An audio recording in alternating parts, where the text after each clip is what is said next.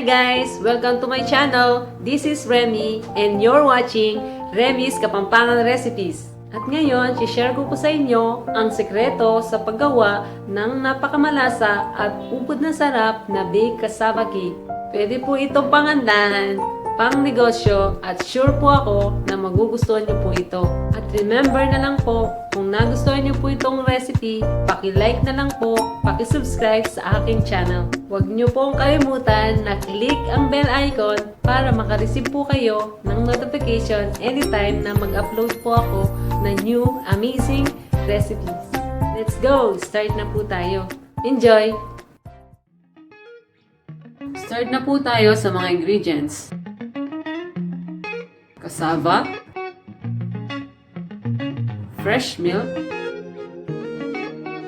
coconut milk, pwedeng fresh or canned, cheddar cheese, melted butter, eggs at vanilla, sugar, condensed milk. Ngayon, ay ihanda na natin ang cassava. Hugasan nating mabuti ng sabon at running water ang mga cassava ng 2 o 3 beses. Pumili tayo ng malaking piraso ng cassava.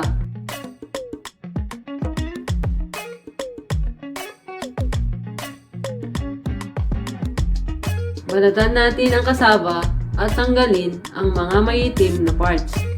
Mas maganda na lutuin na ang cassava pagkabili para manatili silang fresh.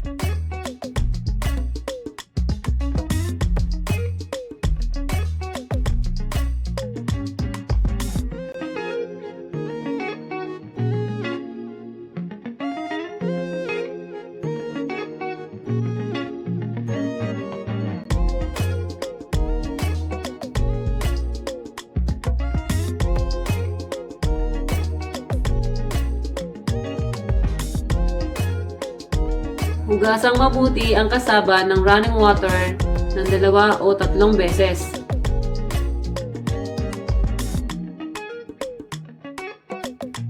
Gadyatin natin ang mga cassava ng pino.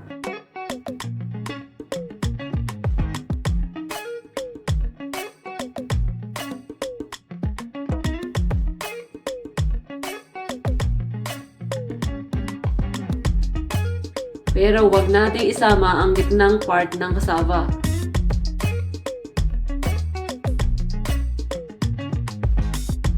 Kung may nakasama doon sa gitna, pakitanggal na lang yung hairline na mga hibla.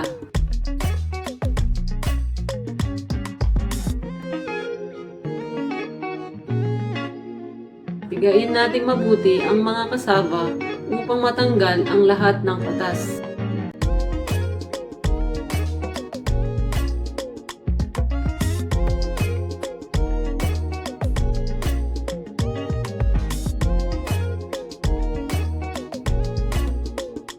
Pwede ninyo itong ulitin ng 2 beses.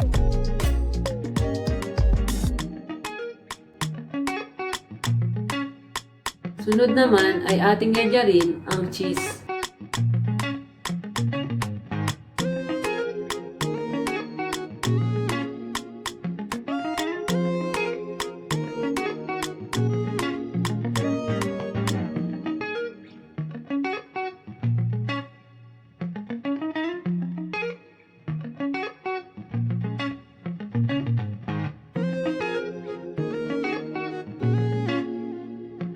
Kalahati ay ihalo na natin ngayon at ang kalahati ay gagawin nating toppings mamaya.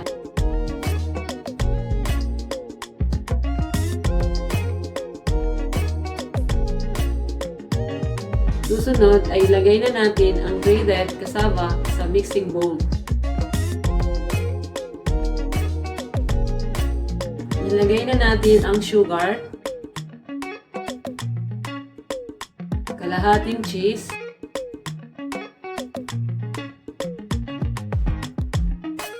coconut milk, butter,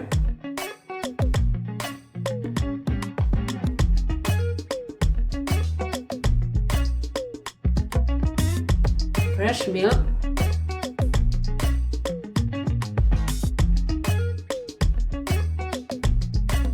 at vanilla. Haluin natin ng bahagya.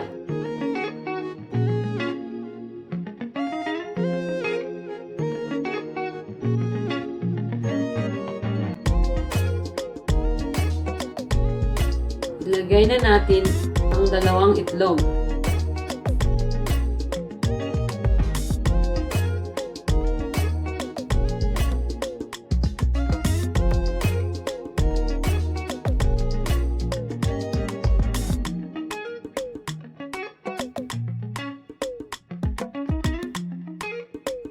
Sunod ay condensed milk.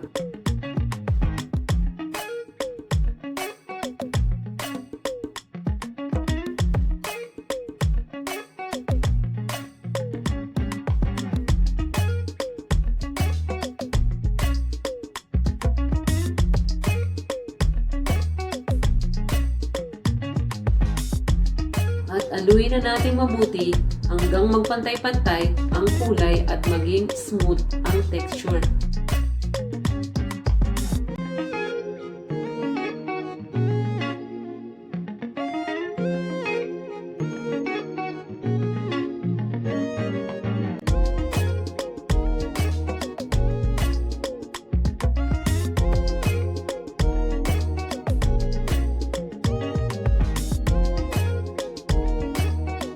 Maglagay tayo ng konting butter o oil sa baking pan para hindi madikit. Ilagay na natin ang mixture sa baking pan.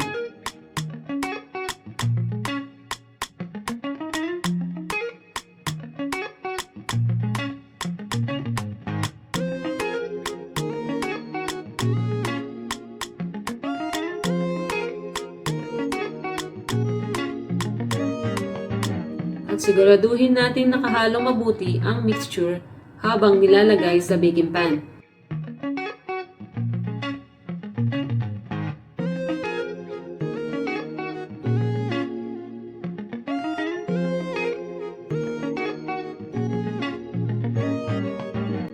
Ilagay na natin ang remaining na cheese bilang toppings.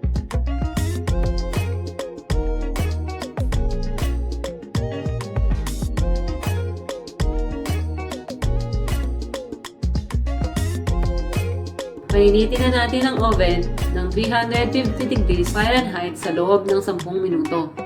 Pagkatapos nito ay bake na natin ang cassava cake sa 350 degrees Fahrenheit sa loob ng 1 oras.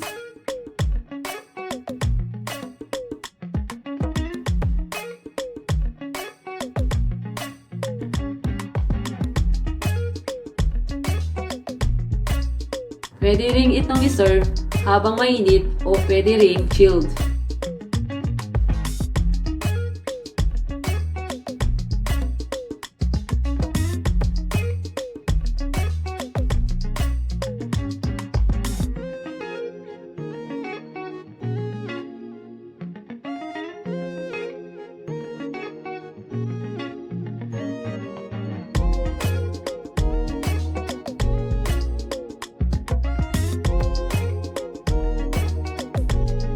Thanks for watching! Stay tuned for more uploads soon. And make sure to visit my channel for more amazing video recipes. See you! Bye!